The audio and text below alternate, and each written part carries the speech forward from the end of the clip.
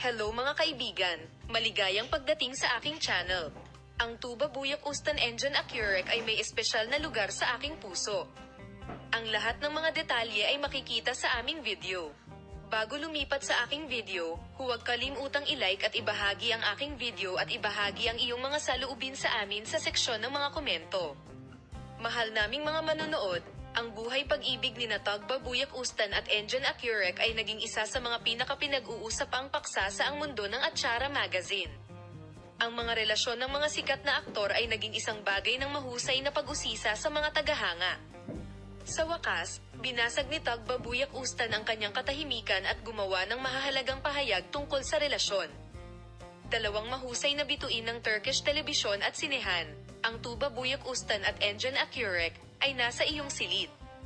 Ang katotohanan na sila ay nagtrabaho ng magkasama sa maraming mga proyekto at ang mga romantikong eksena na kanilang pinagbidahan ay nagpaisip sa kanilang mga tagahanga kung ang dalawang kamay ay magkasintahan sa totoong buhay.